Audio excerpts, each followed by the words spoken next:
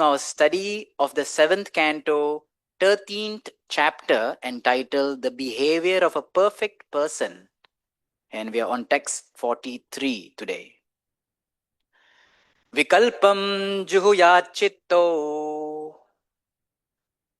Vikalpam juhuyachitto.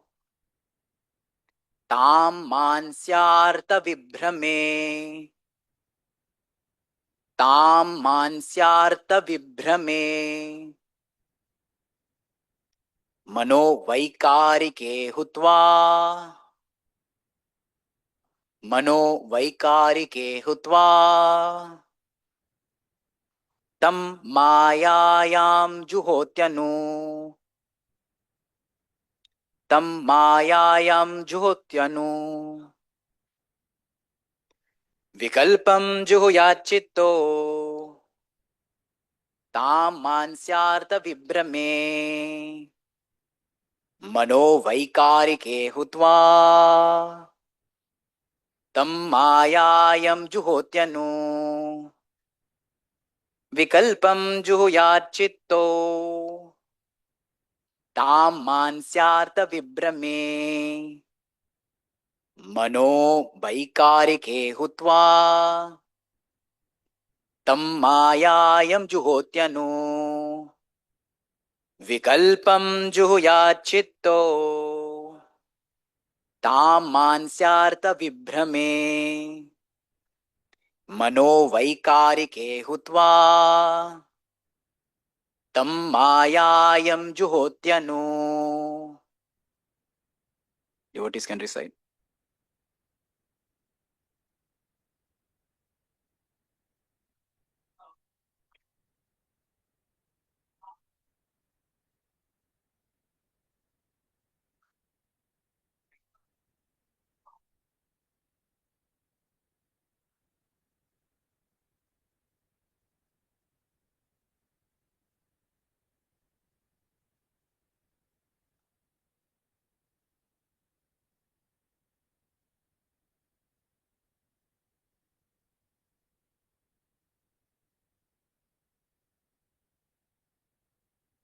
Mano vaikarike hutva.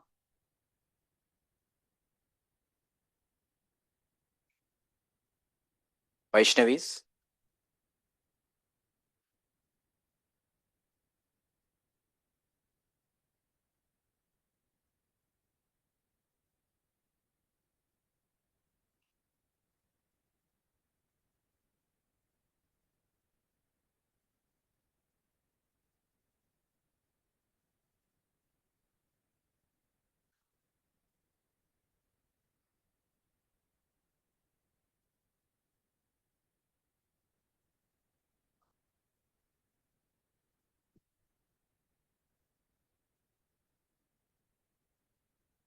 Word to word meaning and translation by His Divine Grace A.C. Bhaktivedanta Swami Srila Prabhupada. Srila Prabhupada ki.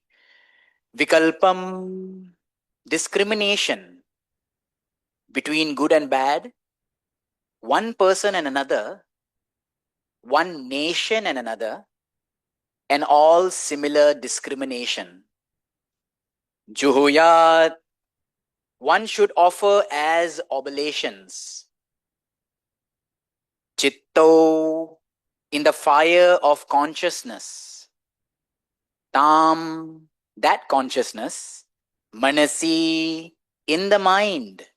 Artha vibhrame, the root of all, acceptance and rejection. Manaha, that mind. Vaikarike, in false ego. Identification of oneself with matter. Kutva, offering as oblations. Tam, this false ego.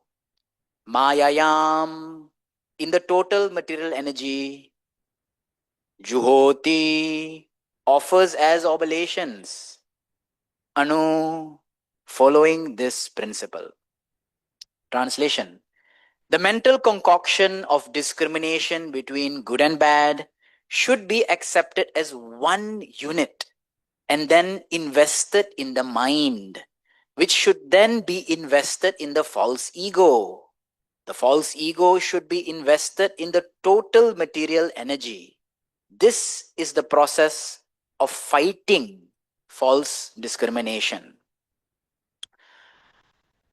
Om Ajnanatimirandasya Jnananjanashalakaya Chakshurunmilitam Yena Tasmai Shri Gurave Namaha Sri Chaitanya Manobishtam Stapitam Yena Bhutale Swayam Rupa Gadamayam Dadati Swapadantikam Vandeham Shri Guru Shri Yuta Padakamalam Shri Gurum Vaishnavamscha Shri Rupam Sagrajatam Sahagana Raghunathanvitam Tam Sajivam Sadvaitam Savadutam Parijana Sahitam Krishna Chaitanya Devam Shri Radha Krishna Padan Sahagana Lalita Shri Vishakanvitam He Krishna Karuna Sindhu Dinabandhu Jagatpate Gopesha Gopika Kanta Radha Kanta Namostute Tapta Kanchana Gaurangi Radhe Vrindavaneshwari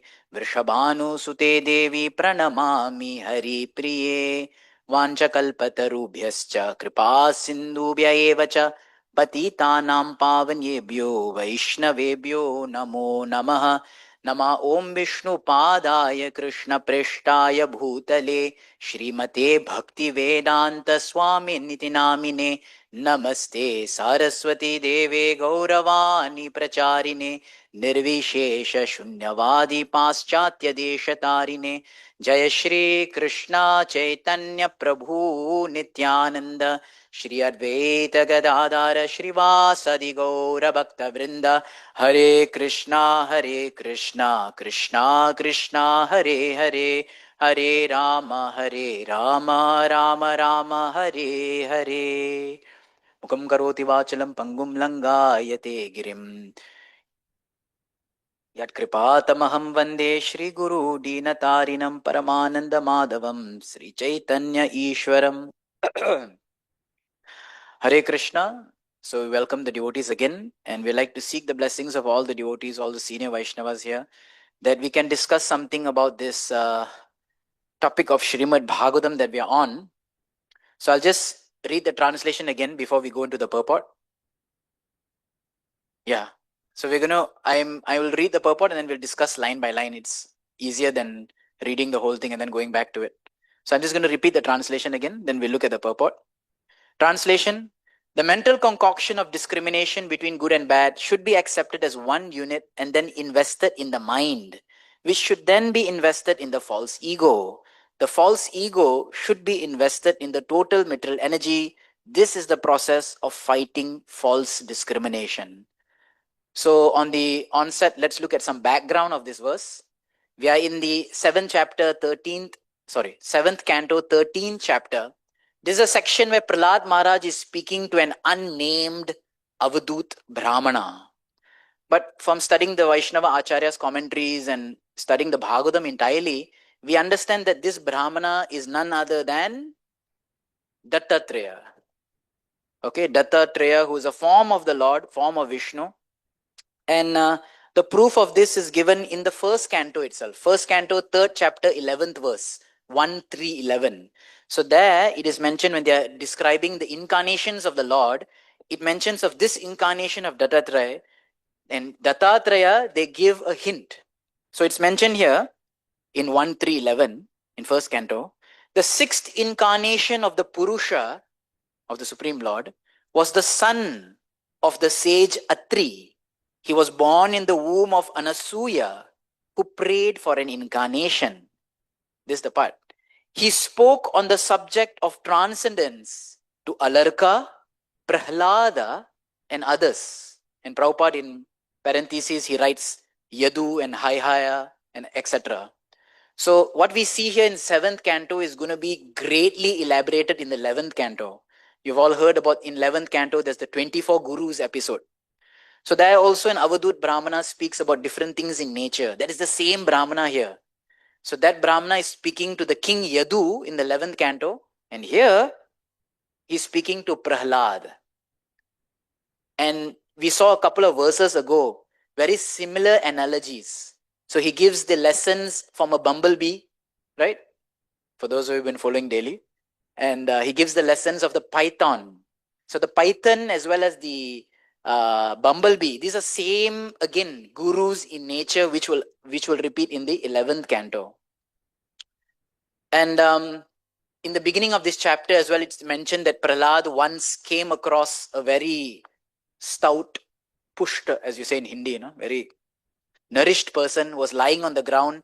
And it's mentioned that he was lying on the banks of the Kaveri in the hills of the Shayad mountain ranges. So basically, this is Shayadri mountain range on the banks of Kaveri. So this is somewhere in South India, and Kaveri goes through few states, Karnataka, Kerala, Tamil Nadu, like that. But the Shayadri range comes between Karnataka and Kerala. So if you pinpoint the location of where this Brahmana is based on Bhagavatam, because it says Kaveryam Shaya Shauni. So it is probably mostly in Karnataka, and Karnataka has this very, very famous area of Datta temples. There are so many places. There is a river, the confluence of the river Kaveri in a place called Kanakapura. So in that Kanakapura, it's on the Shayadri hills. It's a very famous Dattatreya site. Nearby, around 200 kilometers away, there's also a place called Chandradrona. Chandradrona is a mountain where Dattatreya, along with Atri and Anasuya, mom, dad, and child, all three of them did tapasya on that mountain. So Prahlad wandered around that area, and these places are still available to us, still accessible. I don't know if Prabhuji have visited, because one is in Bangalore and the other one is far off. So in Karnataka, it's very interesting. So now let's look at this is just some background. Let's look at the purport today. Srila Prabhupada writes in the purport, this verse describes how a yogi can become free from material affection because of material attraction. Very interesting choice of words. How you can become free from material affection because of material attraction. A karmi cannot see himself. Jnanis can discriminate between matter and spirit. But the yogis, the best of whom are the bhakti yogis, want to return home back to Godhead. So here Prabhupada is giving a beautiful different comparison between karmis, jnanis and yogis in terms of their vision.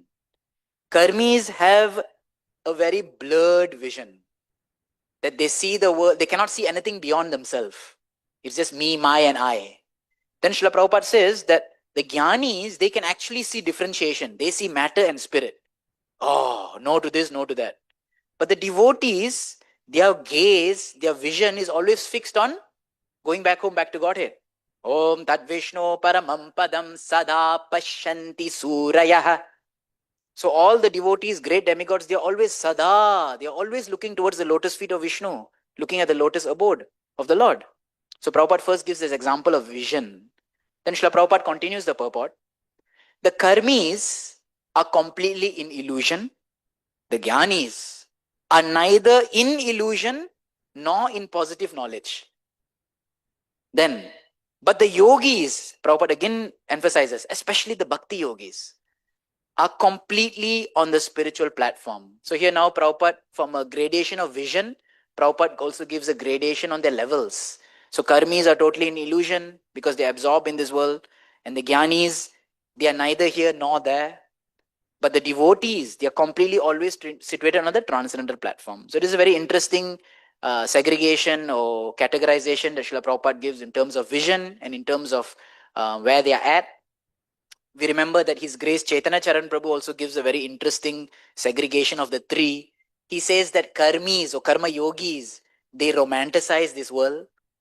They find this world very attractive, interesting, fabulous, fantastic. Why not live long, live in this world, be merry? So karmis romanticize this world. Jnanis, they demonize this world. Everything is maya, everything is horrible, illusion, don't touch me, go away, leave me alone, maunam. I don't want to speak to you, I don't want to talk to myself even. Right? Silence. So they demonize this world. But what about devotees? So Prabhuji says that the bhaktas, they utilize this world. Neither do they romanticize it, nor do they demonize it, but they utilize this world in the Lord's service. So I found that quite interesting. Srila Prabhupada continues the purport by saying, as confirmed in the Bhagavad Gita 14.26, Mam cha yo vyabhicharena bhakti yogena sevate sagunan samatityaitan brahma bhuyaya kalpate. Prabhupada gives the translation, one who engages in full devotional service, who does not fall down under any circumstances, at once transcends the modes of material nature and thus comes to the level of Brahman, means spiritual platform. Srila Prabhupada continues, thus the devotee's position is secure. So in doing this segregation or doing this cross comparison, Srila Prabhupada is not putting anyone down. He's just giving us faith that being devotees, our position is secure. It's a very safe position. A devotee is at once elevated to the spiritual platform. Others, such as Jnanis and Hatha Yogis, Prabhupada says very specifically, I don't know what is the context of the 7th canto at that time, but anyways, so Prabhupada says, the Jnanis and the Hatha Yogis can only gradually ascend to the spiritual platform by nullifying their material discrimination on the platform of psychology and nullifying the false ego by which one thinks I am this body, a product of matter. So the Jnana process is a very slowed process. One slowly has to nullify one's mental discrimination of good and bad. And after that, you have to nullify the false ego. We also do that, but our process is very fast. So we'll come to that how. But the Jnanis have to do it very slowly, gradual process. Srila Prabhupada continues, one must merge the false ego into the total material energy and merge the total material energy in the supreme energetic. That is the process of becoming free from material attraction. This is interesting. This verse, if you look at it, it uses the parable or the kind of like analogy of a yagya. Okay, so for the last 10 days, we've been having a lot of yagyas. In fact, every day we have yagya in our temple, Nitya Homa Yagya. Here's another Nitya Homa Yagya that we all have to do on our own. There's another Nitya Homa Yagya that all of us have to practice. We are the only Purohits, we are the only participants, the Ahuti is us as well. 3 times they use this word, oblations. Juhuvat is one word which they use. Hutva is another word. And the third word is Juhoti. Offer these oblations, meaning Samarpanam. You actually have to arpan, you actually have to offer. So first one offers the vikalpam, the mental faculty which looks at good and bad. Pick that up, offer it into the mind. Because good and bad, likes and dislikes are born of the mind. So pick that up, offer it into the mind. Now pick up the mind. Mind is a product of the ego, isn't it? If someone curses you or says something bad to you, automatically in the mind we feel that I hate that guy. Oh, this guy is my enemy. Oh, let me avoid this person. So the mind gives you a narrative. So pick up that mind, dump it into the false ego. What is the false ego then? False ego is a product of association with matter. Pick up that false ego, dump it into the total matter. Where is total matter coming from? The Supreme Energetic Lord. Pick up that total matter, dump it into the Supreme Lord in that sense. So that is the process of merging in a very intellectual or psychological sense back into the Supreme. So these are all just some backgrounds I thought of talking about. Today's topic, I thought of speaking about these dualities, which comes about, this vikalpam, this dvandva. I thought of naming the class today as duality is a lifelong curse. Because we all have to live in this world of dualities, like it or not. We have to live in the world of dualities, but have a non-dual mindset. Right? Like Prabhupada gives an example, you enter the coal mine, but trying to be clean. That's going to be a challenge, isn't it? So similarly, we have to live in this dual world, but have a non-dual mindset. Doesn't make sense. Like drinking or having ice cream or drinking a cold drink while you're having a sore throat, hoping you not get ill. Is it possible? Sometimes it's possible, Prabhu said. So those are very elevated devotees, it's possible. Right? They can have ice cream and cold drinks and while having a sore throat and still not get sick.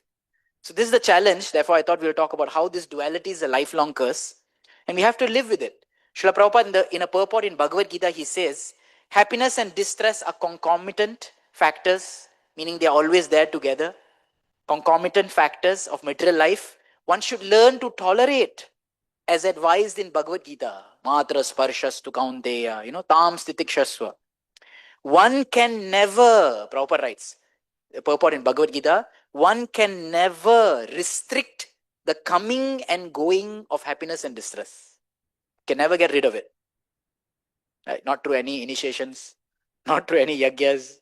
One cannot get rid of happiness and distress. His Holiness Radhanath Swami Maharaj is giving this beautiful Harinam Utsav that's going on. In most of the classes, he says, even if you take initiation, well, you're still going to get sick, still going to die. So so we should not think that by taking initiation or something, one becomes a Superman. So, right, we cannot restrict the coming and going of happiness and distress.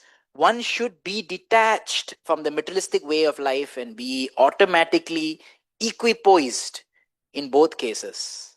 It's a very interesting word that I think probably all of us after coming to ISKCON got introduced. Equipoised. Right? We heard of posing for pictures. Right? Do a nice pose. Don't be a poser, as they say. But being equipoised. So equipoised means equally situated. In our spiritual life in ISKCON, we talk about many topics. We talk about soul, we talk about Atma. It's a very good discussion. We talk about karma, we talk about dharma, we talk about God, Ishvara. We talk about the three modes, we talk about anarthas. But one more important topic is also the dualities of this world, the dvandva.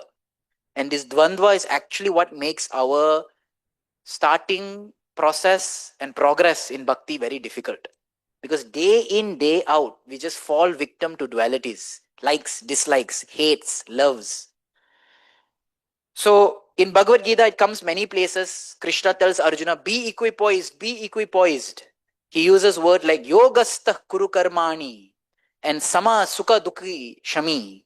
He says sama lostrastma kanchana. You should see stone and gold equal. Height of comparisons, How can you see stone and gold as equal? Anyone in the right mind, their color is different, their value is different, they come in different places. But this is what being equipoised is. So, in one purport, Srila Prabhupada writes that we have three problems in this material world.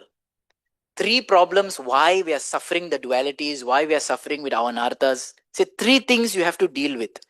Prabhupada says all material concepts, they stem from these three. What are the three? One is identifying the self as the body. This is the beginning of, Prabhupada says, the first snare of Maya.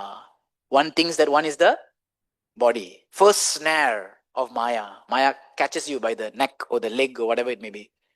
So identifying the self as the body. Second, seeing dualities in the world.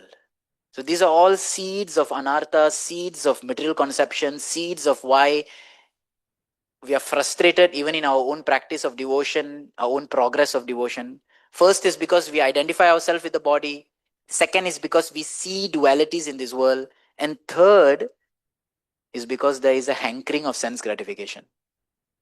So how beautiful Prabhupada has written this purport. He summarized three main problems.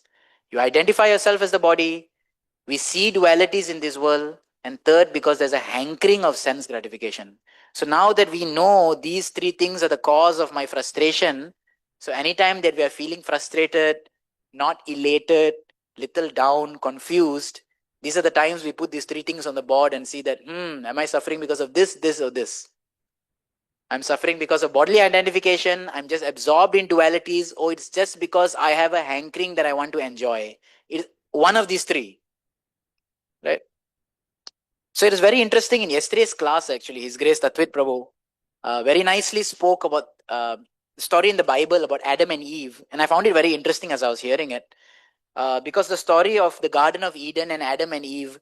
So Adam and Eve, what is said as the original sin. They rebelled against God. God said, don't eat the apple, and they had an apple.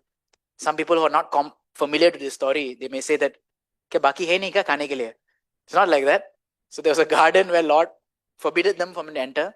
The interesting part that is mentioned in the Bible is that when Adam or Eve actually, when they ate the apple, immediately they started to see dualities. First thing they realized is they were not wearing clothes. Eve realized she's a woman. Adam realized he's a guy. It was not that they were clothed before. They were as they were. But the moment they actually ate the apple, they actually began to see dualities. That's similar in our case. The spirit soul in the spiritual world was on an absolute platform. We did not see dualities. But upon rebelling of God's sanction, God's laws, we come to this world which is filled with dualities. And all we see is dualities.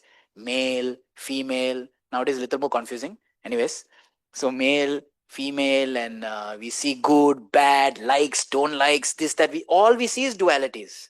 So that is like the original sin. And these dualities, they give rise to distraction. Dualities, why is it so bad? Because they give rise to distraction in life. Isn't it not? That we get attracted to something, we get appalled by something. So in Chaitanya Charitamrita, there's a beautiful shloka which mentions about these dualities. Dvaite bhadra bhadra jnana sabha mano dharma ei bhalo ei mando ei sabha brahma. It's mentioned that these two things of bhadra and abhadra, what is auspicious, what is inauspicious, these are all mano dharma. These are all just playings or games or frolickings of the mind. Mano dharma. It's all in the mind. What is good, what is not, what is pious, what is impious. Ye bhalo, ye mondo. This is nice, this is good. Oh, that is bad, I don't like it. Ye sobo brahm.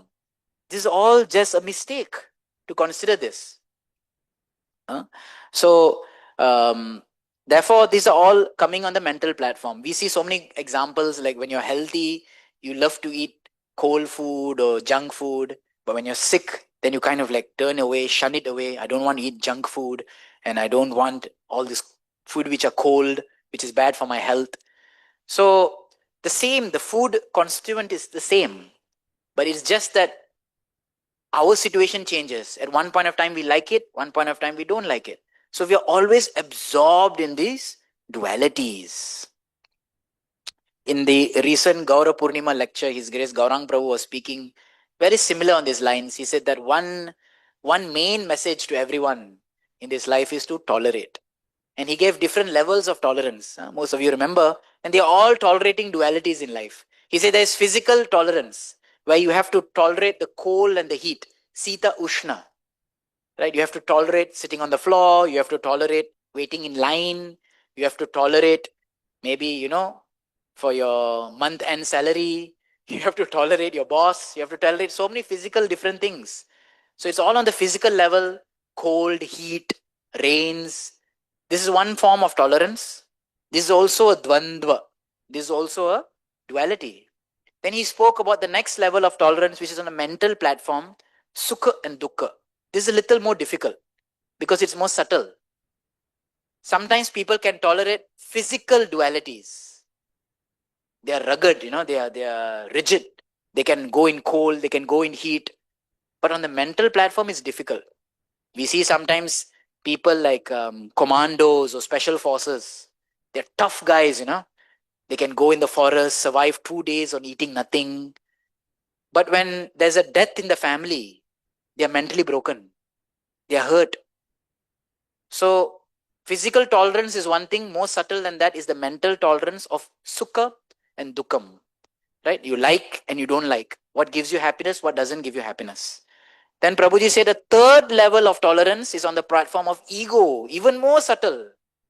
And that's when we have to deal with man and apaman, respect and disrespect. This is even more difficult. Some people can deal with happiness and distress. My life is going well, I'm okay with it. My life takes a U-turn, I'm okay with it.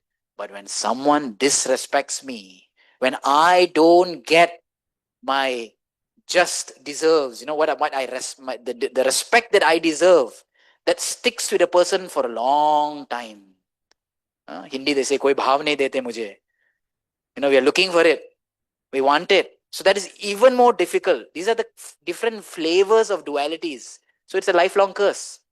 We may come beyond the physical level. We may go beyond even the mental level to understand that, Like if you bought a new phone, you're like, oh, happiness. If you lose the phone, somehow or other you use your intelligence, try to, console yourself. It's okay. I backed up everything on cloud anyways. I'm not going to lose much. You kind of think, kind of console yourself. So sukham dukkam. But on the ego level, when you see everyone around you using an iPhone, or everyone getting gifted an iPhone, and no one gives you an iPhone, and you're waiting, everyone gets their phone. What about me? Am I non-existent?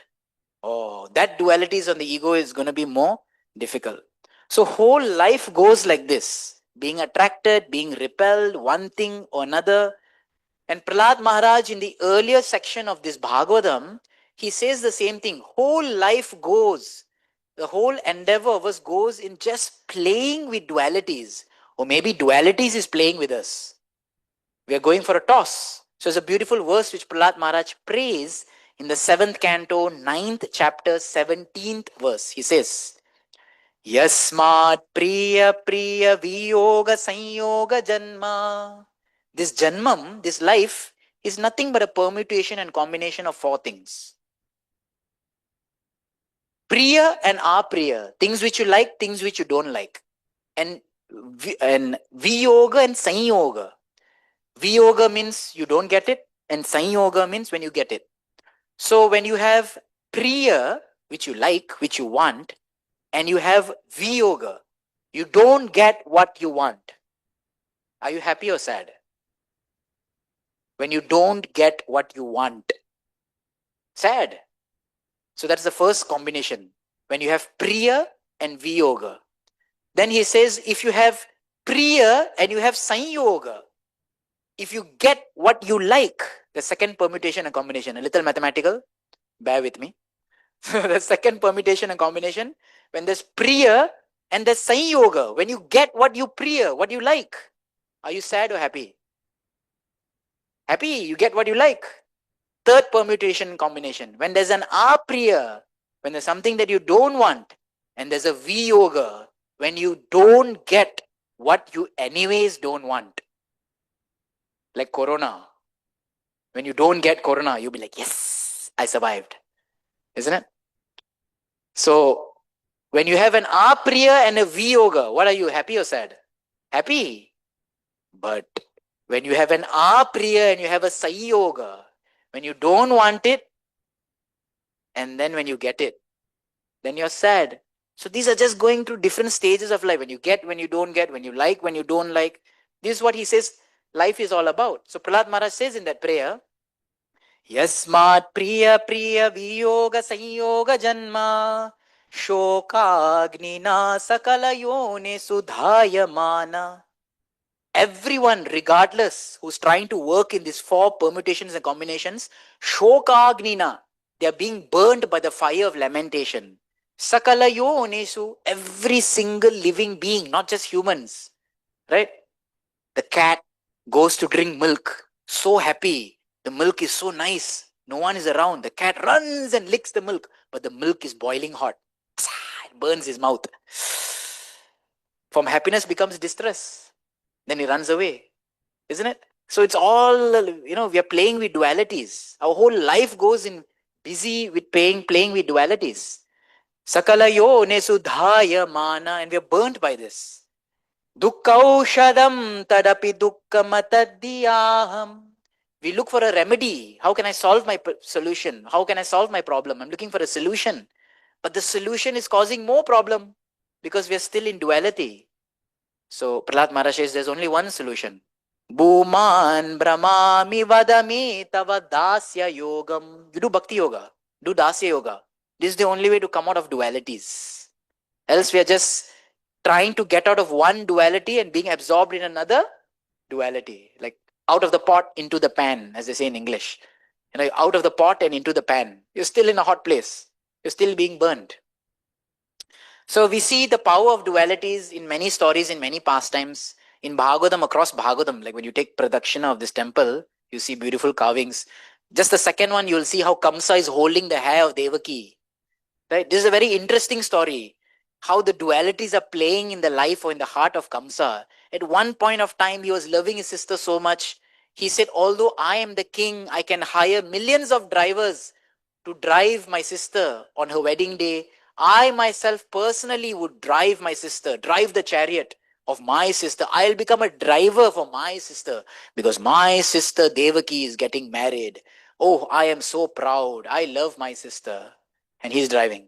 Next moment, when situation changed, he heard that his death is going to be caused by his own sister, whom he had loved a minute ago. He turns around, dualities, turns around, and that love transforms into hate. I think all devotees are very familiar with the things that are going around in the world today. Mothers killing children, children killing parents. One point of time, they were happy family, eating together, dancing, doing everything. Next moment, that knives which they're using to cook, they're using it on each other. How can this happen? Because of too much absorption in dualities of love, hate, likes, dislikes.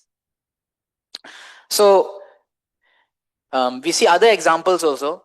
Like in the 6th canto, we come across this pastime of Chitraketu towards the back of the carving here. Chitraketu Maharaj wanted a son so much, he was practically dying to have a son. And his son came, Harsha Shoka, and he was so happy, he was so jubilant, the father. He was dying to have a son, but when his son died, then he was in extreme lamentation. Same cause, that same child was an object of Harsha, happiness, was an object of Shoka also. Just see how dualities change our whole perception, whole life, right? I don't know how many have this experience in life growing up in school. The first time you came to school and you probably found a best friend. We make friends when we're young in schools. We try to make friends. I don't know, I was not very friendly. But making friends with each other. And sometimes we make friends and in our hearts of hearts, we're thinking that this is my best friend. What's this? BFF, best friends forever. But somehow or other, that best friend turns out to be the worst enemy. Everyone is smiling, huh? That best friend turns out to be the person who stabs us in the back or kinds of like disappoints us.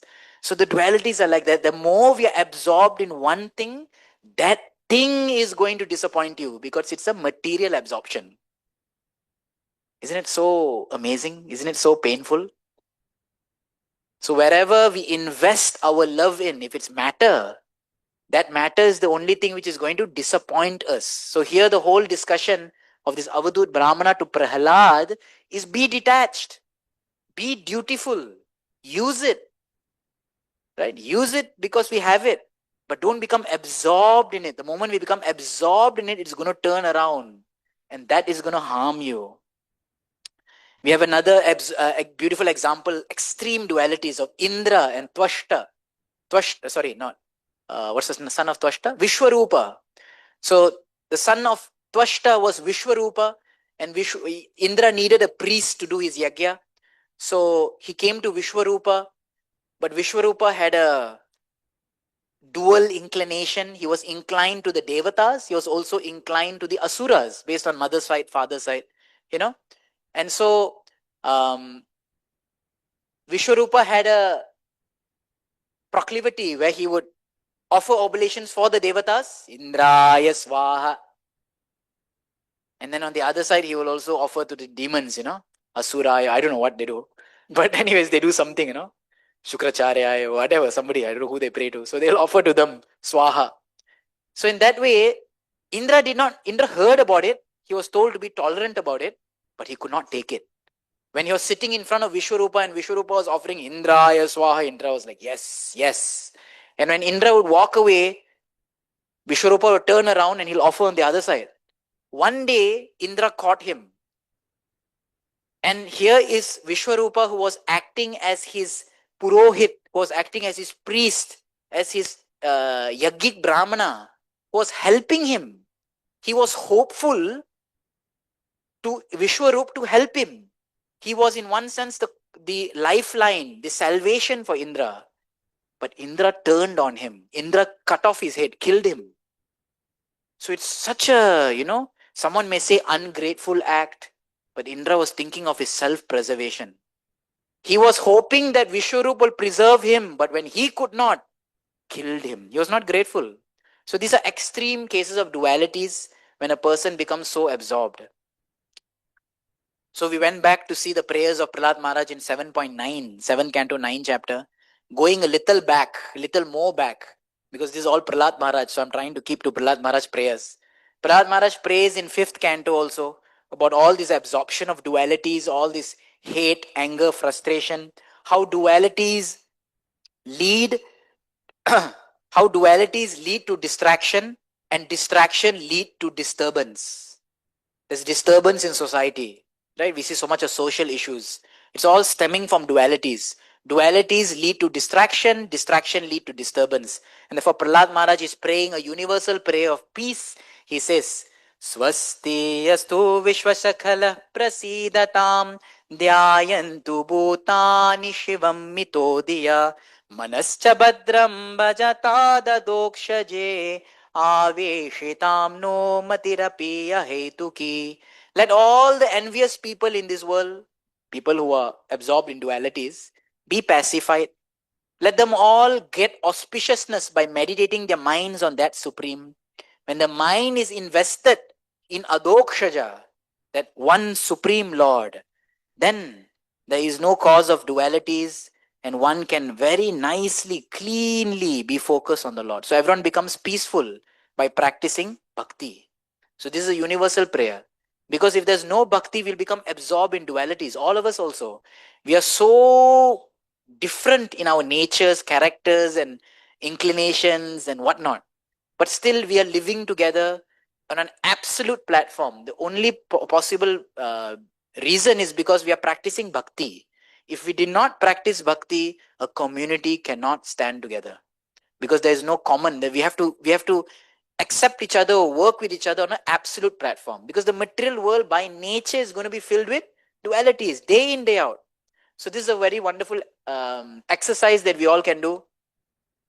Keep a notepad, keep a note app on your phone, and whenever you realize that you're just getting into dualities, someone says something to you, you get a little tinged or burnt, you write down, oops, dualities, number one, dualities, and see throughout the day how much dualities have affected us, because it's a lot.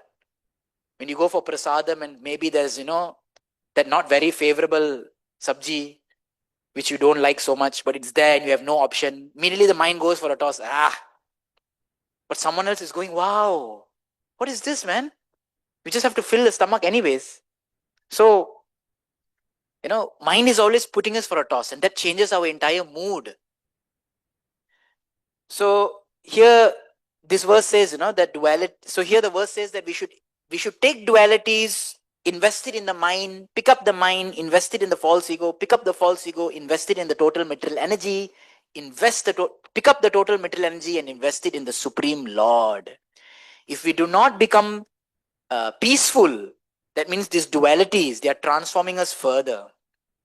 So these dualities, the dvandva, will lead to distraction. We get enamored or repelled. This distraction creates disturbance in society, and this disturbance causes destruction in our spiritual life. Dualities lead to distraction. We become attracted or repelled by certain things, likes and dislikes.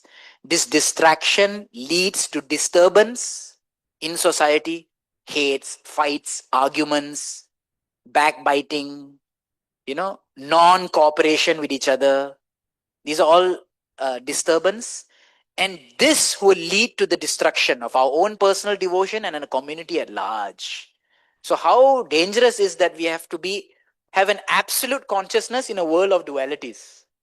So as much as we take importance in discussing about soul, Atma Tattva, as much as we take importance in discussing about Krishna's abode, and karma and dharma and three modes of material nature, this dualities is also a very real thing that we should take time and discuss in. So I thought that I'll end today's class with a very beautiful bhajan by Srila Bhaktivinoda Thakur. And Srila Bhaktivinoda Thakur sings about these dualities in a beautiful bhajan called Bol Hari Bol. He sings about, how you have a physical tolerance. He sings that. You have a mental tolerance. He sings that. He says you have to have a tolerance on the platform of ego. Then he just simply says that, hey, in all stages, just be equal. Just bol, hari bol in all cases. So this is a bhajan called Bol Hari Bol. If you have it on your app, you also can bowl with me. So, Bol Hari Bol, Bol Hari Bol, Bol Hari Bol.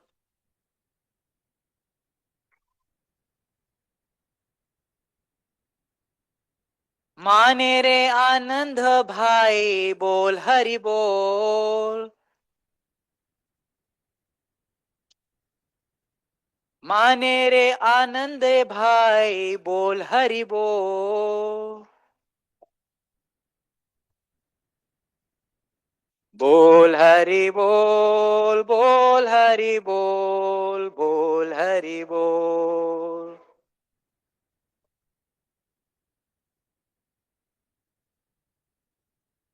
जनमे सुखे बोल हरि बोल.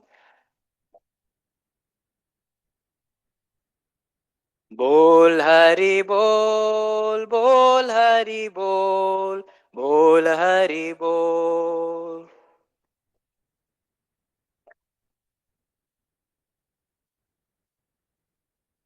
मानव जन्म पे भाई बोल हरि बोल.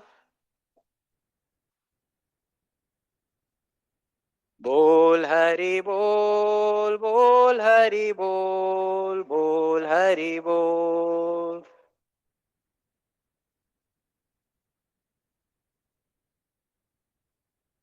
सुखे थाको दुखे थाको बोल हरि बोल. बोल हरि बोल, बोल हरि बोल, बोल हरि बोल.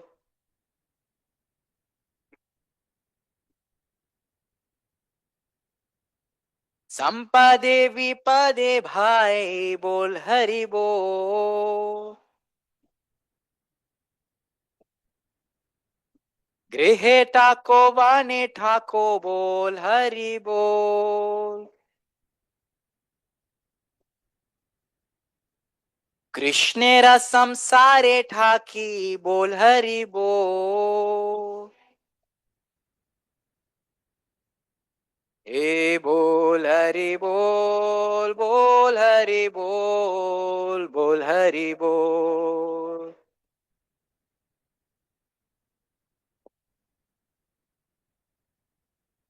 आ सत्संग छाड़ी भाई बोल हरि बोल.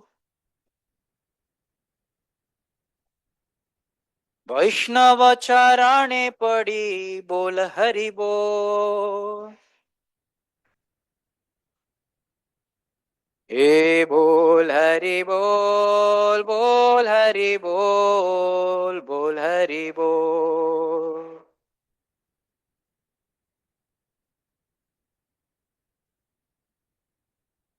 Srila Bhaktivinoda Thakur here says, Manere Ananda Bhai, be happy in your mind. Bol Hari Bol, just chant Hare Krishna, be happy in the mind. Mind is the pivot of our whole life. Then he says that even if you have to take birth after birth, Janame Janame Sukhe. Right? No one wants to take birth after birth, but happily, life after life, happily, you keep saying Bol Hari Bol. Now, Manava Janma Pe Bhai. Now you have taken human form of life. You should chant Bol Hari Bol. Sukhe Thako, Dukhe Thako, whether in happiness, whether in distress, please chant. Sampade Vipade, whether you have fortune or misfortune, chant. Grihe Thako, Vane Thako, whatever your duties may be, you're living at home, you're living in the jungle, Bol Hari Bol. Krishnera Samsare Thaki. This is an important point. Remain in this world. While you're remaining in this world, doing what you need to do, be practical, chant. So this is what devotees are. We're not trying to demonize this world or avoid this world. We have to live with the dualities, but try to cultivate an absolute vision. How to do it? It's not easy. Srila Bhaktivinoda Thakur gives the solution here as well. Aaj satsang chhadi bhai, bol hari bol. If you give up the association of those who are not devotees, because they only see dualities. If you talk with them, they are going to put dualities in your mind. Aaj satsang chhadi bhai, bol hari bol. And then what you do? Vaishnava charane padi, fall on the lotus feet of the devotees. Take their shelter because they will give you absolute vision. This is the solution by Srila Bhaktivinoda Thakur. So thank you all so much. We'll just summarize this class that we saw about dualities today. We saw a little background of Prahlad Maharaj and the conversation with Dattatreya. We saw mainly a beautiful purport by Srila Prabhupada in Bhagavad Gita, where he says that there are three things that we should be fearful of, we should avoid if our bhakti is going bad. It could be one of these three. Either we are identifying with the body, either we are seeing dualities in this world, or we are hankering for sense gratification. We saw then, or we discussed about the prayer of Prahlad Maharaj from 7th canto, 9th chapter, where he says our whole lives are just trying to combat with these dualities. Then we saw another prayer from the 5th canto where Prahlad Maharaj says that be peaceful by practicing bhakti, by which you can actually elevate beyond this three modes or the dualities in life. Overall, we saw how that absorption in dualities bring about distraction in our lives. Distraction in our life causes disturbance in our existence, and disturbance in our existence bring about destruction in our spiritual progress as well as in a spiritual community. And at the end, we saw Srila Bhaktivinoda Thakur speaking about the same lines, as well as giving us a solution to overcoming or to developing an absolute vision in a world of duality. So thank you all so much. Indeed, duality is a lifelong curse, but with the association of Vaishnavas, with the blessings of Vaishnavas, we can try to check ourselves whenever we see dualities in this world. Thank you all so much for your patient hearing and your blessings. ग्रंथराज Shrimad Bhagavatam की, श्रील प्रभुपाद की जय.